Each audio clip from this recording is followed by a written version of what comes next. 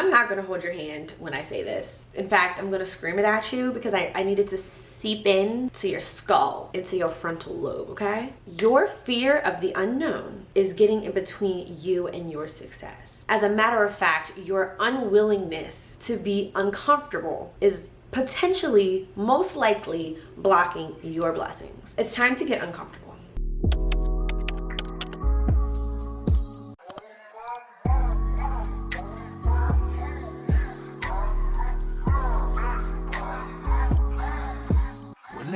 Hey y'all, what's going on? Thank you so much for stopping by my channel. If you are new here, my name is Bree. I am your Genzennial bestie, your virtual sis, working to successfully navigate her 20s in an attempt to thrive in her 30s. And what that looks like for me is simply becoming someone that I'm currently inspired by. So if that aligns with what you want for yourself in your future, do yourself a favor and hit the like, comment, and subscribe button. I promise you are going to love it here. It's definitely a very realistic, transparent journey that we are on together as one. So you're gonna see all of the growth, all the progress, the hiccups, the speed bumps, and everything in between. And I encourage you to learn from my mistakes and be inspired by my wins. So with that, I pray that you stick around for the journey. And for those who are reoccurring,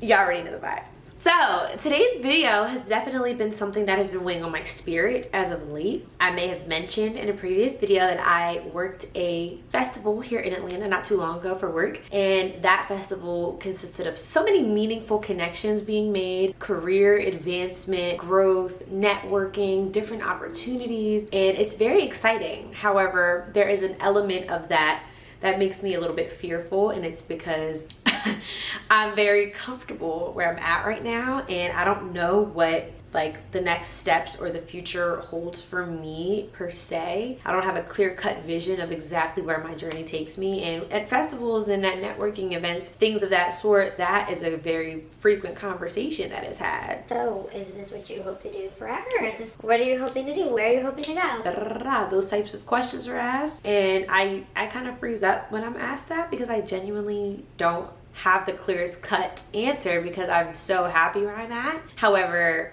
being stagnant has never been an option for me, and I don't want it to be, nor do I want it to be for y'all. So if you have ever found yourself in a situation, not just where your career is concerned, but more so where you are fearful of getting out of your comfort zone, merely even going to a festival, a networking event, a conference by yourself, putting yourself out there in a way could be very, very frightening for a lot of people. But whether or not it's attending that networking conference or approaching that young lady or that gentleman at the bar, or I don't know, starting your health and wellness journey, whatever the case is, there is likely some part of this journey that may require you to get a little bit uncomfortable. And 9 times out of 10, we don't see the results that we want in the time that we want, or we don't get to the success that we desire because somewhere throughout that journey and that process, we had to get uncomfortable and we did not want to. And I'm here to talk about why it is important for you to do so, how detrimental it could be if you do not get out of your comfort zone, and how we're going to make it easier to get uncomfortable, how to get more comfortable being uncomfortable. That is what we're going to get into in today's video. So I am very excited. I'm going to get right into it. We have lots of goals and dreams and aspirations that we want to put into motion, especially as we continue through 2025. So what are we waiting for? It's time to stop being scary and to make things shape for once and for all. So without further ado, let's get into it. Okay, so first and foremost, there are more reasons than just being comfortable that we like to remain within our comfort zone. Obviously, who doesn't want to be comfortable? But besides just being comfortable, it's a few things, and I feel like it's important to unpack them and to address the other reasons why we like to stay within our comfort zone, because it's the only way that we are going to debunk these things, break them down, and shake them off. So, other reasons that we like to stay within our comfort zone include, for one, a fear of failure and or rejection. This is a very, very big one. A lot of people like to remain within their comfort zone because it's what they know they are good at, and this is something that I struggle with severely. I am a very, very tough critic on myself, and I don't really receive criticism all that well. I am good at a lot of different things. No need to toot my own horn, but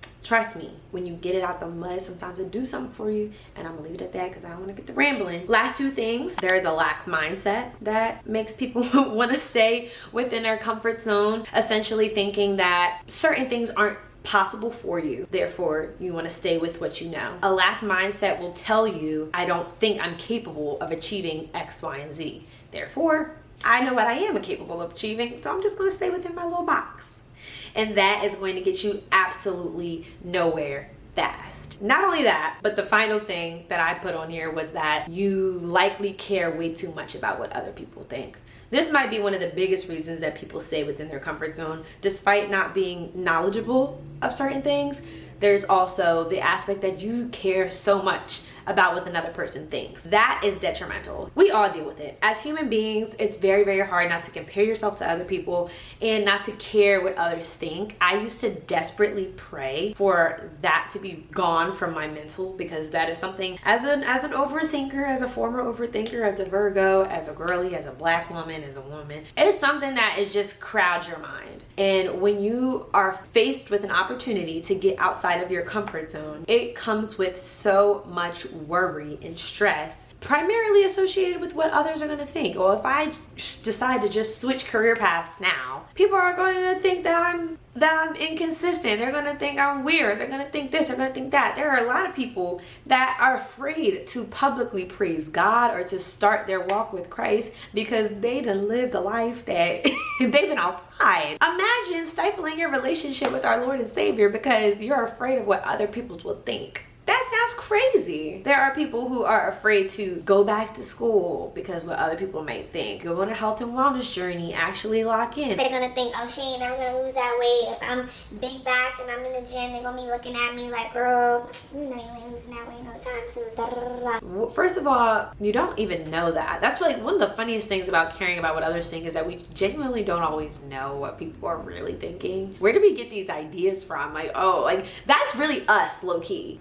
You're probably thinking, oh, they're gonna think XYZ about me because you probably thought that about another person at some point in time. That might be an opportunity for you to check yourself, because when it's time for you to get outside of your comfort zone, one, you can admire that person that you're talking about for them being fearless and for them having the desire and the willingness to actually act on something that you was too scared to do because you was worried about what other people were thinking of you, for one. For two, 10 times out of 10, it's a lot of our own negative self-talk that we are feeding into our brains and disguising as something that we think other people might be thinking. What they think or do not think will not affect us getting to where we want to be. And that is something we have to put at the very, very forefront of our mind in order to actually achieve success. Okay, so for me, one of the most recent things that have triggered all of these different emotions, that self-doubt, those insecurities, that stress, caring about what other people think, it presented itself when I was presented with a lot of opportunities, and one would say like, that is amazing, that's great, and it definitely is. And I've been feeling a conviction to definitely take more of an entrepreneurial spirit. I'm seeing a need for a skill that I have when it comes to a lot of Black-owned businesses, or just businesses in general here in Atlanta, where it's thriving with entrepreneurs and their content doesn't have a good representation of the business. And that's a strong suit of mine. It's a skill that I maintain, and I've been feeling like I should tap into it more. However, I don't really feel confident because I've never had that like entrepreneurial background. After that festival, I've had a lot of people hit me up and I've experienced very bad imposter syndrome. Like I don't know that I can really do what it is that they want of me, and I don't got no like portfolio, I don't have no fancy this, no fancy that. What's your quotes? What's your rates? What's your freelance? Freelance. I don't know the first thing about a freaking freelance. I was working for free and then I got a job. I've done maybe like 1 or 2 videos for coin, but I don't know that I had maintained, or I don't know. Oh my gosh, this is really stressful for me to even talk about, you guys. And it's partially because it requires for me to be uncomfortable. This is one of those situations where I really, really want to get better at getting out of my comfort zone. Me trying to be my own businesswoman. That is an insecure part of me. And I really, really want to work on it. And so I've sat down, I've prayed on it. I've done some genuine like internal reflection and asked, how exactly do I get more comfortable being uncomfortable. And I've come up with these 3 tips. These are things that I'm going to put into action so that I can get better at being uncomfortable. And it's something that I hope will work for me and that I advise for you to try if you have been in the same boat.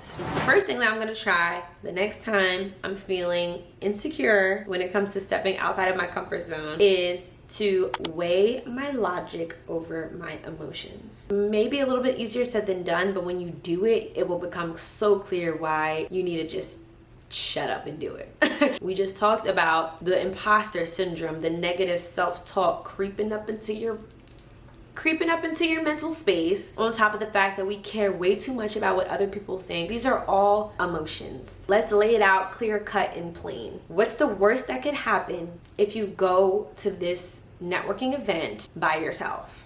There's some people that feel too uncomfortable. Stepping out of their comfort zone would require for them to go to the movies by themselves, go out to dinner by themselves. What is the worst that will happen? Someone might look at you. Is the world gonna fall apart if somebody look at you? Let's really weigh the pros and the cons. The pros of going to a networking event by yourself are gigantic. There are so many benefits from doing that. You can make so many genuine connections. You go out to eat by yourself, you might meet your husband because they approach you at the bar. You might meet your wife. Worst come to worst, you might just enjoy yourself. Like, you might just chill, but the world won't end. The worst thing that can happen if you don't go because you're afraid to get out of your comfort zone is that you will remain in the same space that you were before you left. For some of you, that might be like, okay, that don't sound too bad. No, honey, it's awful. It's actually terrifying. It should put so much fear in you that you will look up one day 20 years from now and be in the exact same boat that you were in. That just scared me thinking about it. I seen a quote that said, I either seen it or I heard it in churches, and it said, you can't move a parked car. At the root of that metaphor is, at least if you have the car and drive, you don't know if you're gonna go forward, you're gonna go back, you might go to the left, you might go to the right, you don't know which direction you might go. But if the car is in drive, at least you know you're going somewhere. Worse than anything else is for you to sit in that parked car because it's what you know. You know those 4 doors and those 4 wheels. That's your comfort zone. You can just stay there, but the car will never move. You will be stagnant for the rest of your life, which is a lot more fearful to me than failing and learning something, than getting uncomfortable and meeting new people, seeing new things, exposing yourself to new opportunities, i.e. eventually knocking on the door of success. If you aren't in the most perfect situation, successful situation possible, if you aren't exactly where you want to be, which you're not, because you wouldn't be watching this video if you was, you could think that you have it all figured out and there's still something that you are afraid to get out of your comfort zone about. You won't go not a near place if you don't put that car in drive. The second tip that I'm going to implement is to give myself confidence a tune-up. I've made a video about confidence and how to improve your self-confidence. If you haven't watched it, I suggest that you go and do that. However, I've realized throughout this process, anytime that I'm very scared to get out of my comfort zone about something, it's typically because I'm experiencing some type of insecurity and I'm not confident in myself where those things are concerned. Okay, well, how do I just feel or act or be more confident when I'm approached with these situations? Like, I had somebody hit me up, asked me if I could do this freelance opportunity, and I was just like, I'm not ready, I don't know. I started spiraling, wondering and questioning myself, thinking like, am I playing myself by thinking that I can have a whole other side hustle, that I have a skill that people actually are willing to pay me real money for? I ought to slap myself. Like, but that's really what my brain was going. And I really like, just saying it out loud again just pissed me off because I have quality. I have value. I know this, but when I was faced with that opportunity, I wasn't acting like that. So for one, in this tip, I want you to use this time to remind yourself of who the F you are. Okay? And if you don't know who you are, or you haven't reminded yourself of who you are in a long time, I want you to close your eyes and think back to a time where you felt like that girl. Maybe there's a certain area of expertise where you know nobody can play with you. Like, when it comes to this, Ain't nobody playing with me. I need you to remember that, and I need you to channel that. Really remember that situation, that instance, those occurrences, and be like, okay, what was I looking like? What was I acting like? How was I carrying myself? Why did I feel that way? And really try to apply it to your current situation. I had to check myself and be like, I really got to cut out that negative self-talk and that imposter syndrome stuff. It's really, really detrimental to your growth and to your success, because other people only will buy into and will only subscribe to what you do for yourself and what you show the world. When I start acting scary like that, like I don't know that I'm worth paying, ain't nobody gonna pay me. If I start acting like I don't know if I'm worth investing into, who is going to invest into me? Does that make sense? Like, you have to actually be more confident and practice different things where you're reminding yourself of who you are,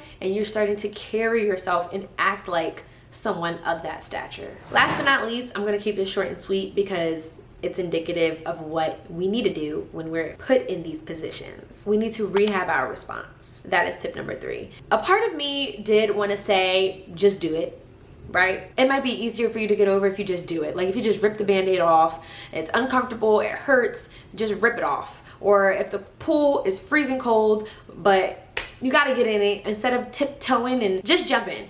Like, that is probably a very quick and easy way for you to get out of your comfort zone and for you to get over yourself and over all of the stress. However, I think it only works sometimes, or it can only be applied to certain situations, like ripping a band-aid off or like jumping into an ice cold pool. But there are also times where you ever met someone who was like, no.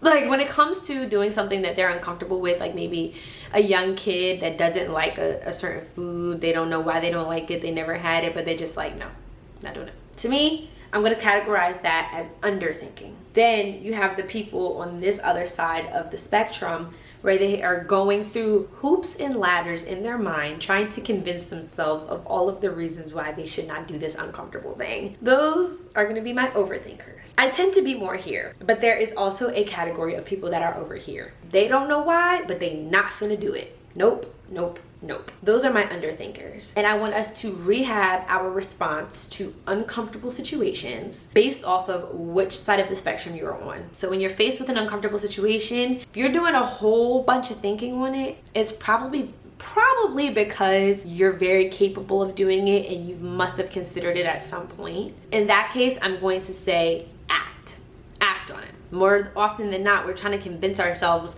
of why we shouldn't do this thing. Just do it. I had the same experience when it came to restarting my YouTube channel from scratch. I had gotten a comment, it made me wonder, it made me think, and I sat on it for a while. And I'm like, I don't know, what if nobody subscribes to my new one? What if it takes me 2.5 more years? What if I'm never gonna get monetized at this rate? I start from scratch, it's over with, I'm already here. What if nobody did? What if people think like, oh my gosh, she's been doing YouTube for this long, she got this many subscribers because I started with I was like, you know what?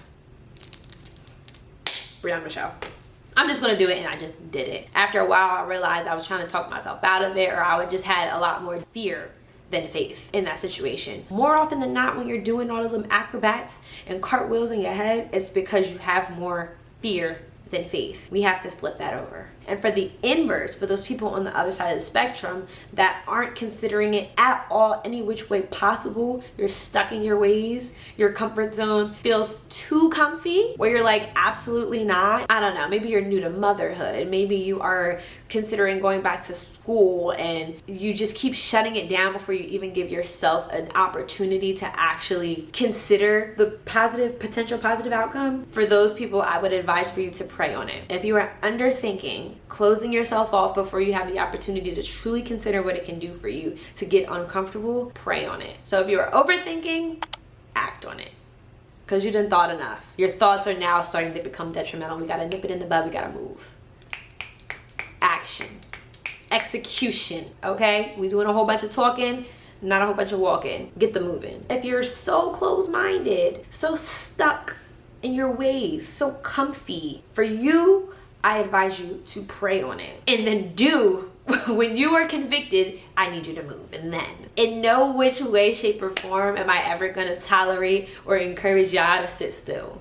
I don't believe that is what God intended for us to do, nor do I believe that We can achieve anything, reach any which one of our goals if we don't move with conviction. We have to act and we have to execute. Setting the goals and planning it and overthinking and underthinking and having the doubts, the insecurities, this negative self-talk, the imposter syndrome, all of these things will get us absolutely nowhere. And it's all for nothing if we do not act. Not saying that these 3 tips will alleviate you of ever feeling negative emotions. These tips won't alleviate you from ever feeling imposter syndrome or insecurities, but how you handle them will dictate your reach for success, the possibility of you achieving it. At the end of the day, you just have to ask yourself, how bad do you want it? Just being scary and overthinking it is getting me nowhere.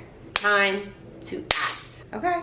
So where are you guys at with your journeys? Whatever it is, I want to know in the comments what it is that you are struggling to get out of your comfort zone about. Please let me know below. I definitely hope that these tips and this conversation helps you to get more comfortable being uncomfortable. I was like struggling to say that, but it's something I really think that we can all benefit from doing a whole lot more. And maybe even let me know in the comments something that you did this week that was out of your comfort zone that you are glad that you did. Because 9 times out of 10, after all that stress, that worry, that doubt, that fear, them insecurities, once we finally do it, we're so happy we did it. I went to a networking, it wasn't really a networking event. It was a little mixer situation for like professionals and creatives and stuff. And I went by myself and I was very nervous. I was very nervous to go anywhere by myself like that. And I was just hoping to maybe make some more like-minded friends. The creator space here in Atlanta is very like wishy waters, but there is a lot of us here. So just trying to have discernment and figure out what groups are actually accepting and not be in my head overthinking like, oh, if I call myself a creator here in Atlanta, they're gonna be like, girl, you ain't no creator, you only got this man, just got blah, blah, blah. I just shut it down. I was talking to my man and he was like, go, like just go. And I was like, you know, you're right. And I got up and I got cute and I went. And I'm very, very happy that I went. I didn't even come out of it like, oh, I made so many connections. And it wasn't really all that. But I just felt glad that I did that. And I feel more confident going to more things like that. So the next time I see something like that, I'm gonna go and I'm not gonna be scared to do it. And yeah, that was like my little experience to share with you guys. But I want y'all to let me know either what it is that you are afraid to get out of your comfort zone about and how these tips have helped, and or what you did this week that was outside of your comfort zone that you are happy that you did. With all that being said, I really hope that this helps. Thank you so much for watching and I look forward to seeing you in the next video. Thank you again. I'll talk to y'all later.